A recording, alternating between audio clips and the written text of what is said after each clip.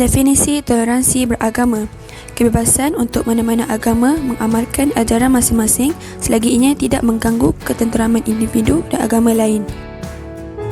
Surah Al-Mumtahanah ayat ke-8, Allah tidak melarang kamu berbuat baik dan berlaku adil terhadap orang-orang yang tidak memerangimu dan urusan agama dan tidak mengusir kamu dari kampung halamanmu. Sesungguhnya Allah mencintai orang-orang yang berlaku adil.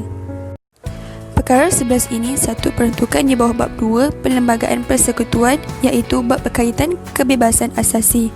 Ia menjamin kebebasan beragama kepada semua orang, tidak mengira keturunan atau kewarganegaraan. Kebebasan beragama dalam perkara 11 ini juga berkaitan kebebasan kumpulan agama yang berhak melaksanakan hak-hak berkaitan agamanya atau membuat apa-apa aktiviti keagamaan serta mempunyai hak memiliki dan mentadbir harta berlandaskan undang-undang. Kebebasan beragama merupakan suatu perwatakan negara kita dengan kepelbagaian penganut agama dan masing-masing mempunyai hak untuk mengamalkan ajaran agamanya secara aman dan harmoni. Maka dari itu, timbullah rumah-rumah ibadat yang menjadi simbol tentang kebebasan beragama di tanah air kita. Masjid, rumah ibadat bagi penganut agama Islam. Gereja, rumah ibadat bagi penganut agama Kristian. Kuil, rumah ibadat bagi penganut agama Hindu.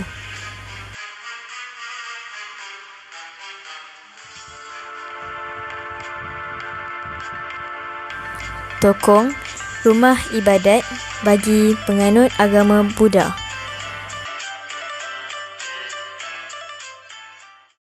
Mari kita lihat bersama apakah antara perayaan terbesar bagi setiap agama-agama di Malaysia ini.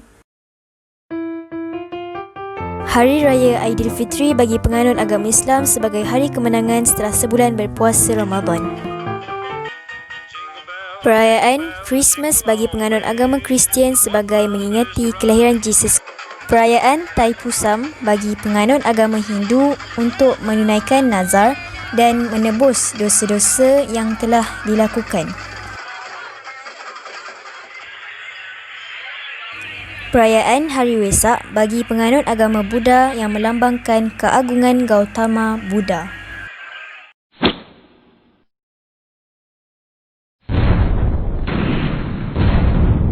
Lantas, bagaimana kita dapat mengamalkan sikap toleransi dalam kehidupan berbilang agama ini? Batas toleransi dalam kehidupan beragama.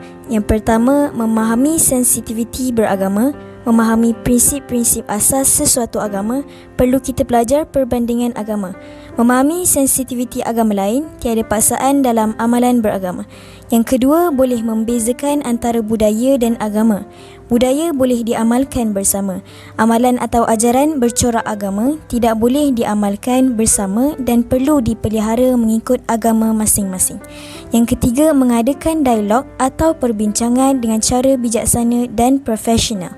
Dialog perlu kerap diadakan dengan cara dan sikap fikiran yang terbuka, prihatin pada setiap tingkah laku yang tidak membawa kepada perbalahan. Okey, bismillahirrahmanirrahim. Sekarang saya berada di area Bukit Cangkar-Asa bersama dengan YB. YB, saya nak tanya sikit lah. Macam mana pendapat YB mengenai toleransi beragama di Malaysia? Macam mana perhubungan antara semua agama yang ada kat negara kita ni? Salam sejahtera, selamat pagi. Terima kasih.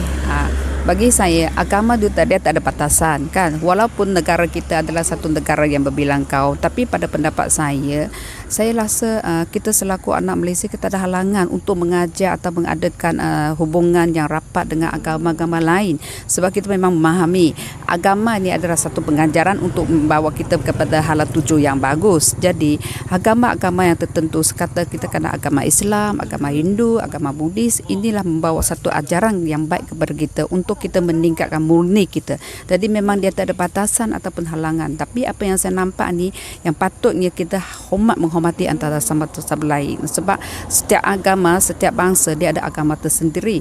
Itu yang menunjukkan bangsa-bangsa mereka. Tapi untuk batasan kita memang tak ada. Dan sepatutnya perlunya diperpadukan, diperkuatkan dan pendidikan agama kita dipertingkatkan untuk memberi kepada muda-muda, anak-anak muda kita, kepada insan apakah sebenarnya ajaran agama itu. Pada saya, ajaran agama itu membawa kita satu pengetahuan yang amat murni untuk kita meningkatkan kita punya pendidikan dan untuk kita bermesra dengan bangsa-bangsa lain, dengan kaum-kaum yang lain. Itu yang terutama sekali. Terima kasih. Okay, baik, terima kasih banyak saya ucap kepada YB. Semoga terus sukses memimpin dan doakanlah kami anak-anak pelajar ni supaya bersemangat untuk belajar. Betul. Okey, baik, terima kasih. Salam sejahtera. Okey, terima kasih.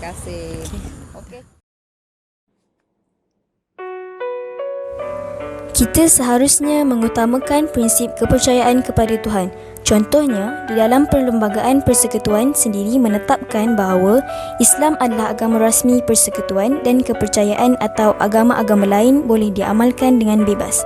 Prinsip kepercayaan kepada Tuhan seharusnya dapat menerapkan kepercayaan beragama secara positif yang boleh membangun pemikiran luhur dalam hubungan pelbagai kaum serta dapat membina jati diri yang padu selain dapat mengekalkan perpaduan negara. Ini kerana setiap agama menerapkan nilai-nilai positif dan menekankan peraturan moral value yang mengawal tingkah laku manusia. Tiada agama di dunia ini yang menyuruh melakukan kejahatan. Secara kesimpulannya, rakyat Malaysia yang terdiri daripada pelbagai kaum dan agama perlu menganggap diri mereka sebagai bangsa Malaysia yang berfikir dan bertindak ke arah mencapai satu matlamat, iaitu membentuk sebuah negara yang aman dan harmoni bagi memudahkan pelaksanaan pembangunan negara. Sejajar dengan ini, perpaduan yang sedia terjalin antara kaum di negara ini perlu diperkukuhkan lagi bagi mewujudkan suasana negara yang lebih aman, maju, selamat dan makmur.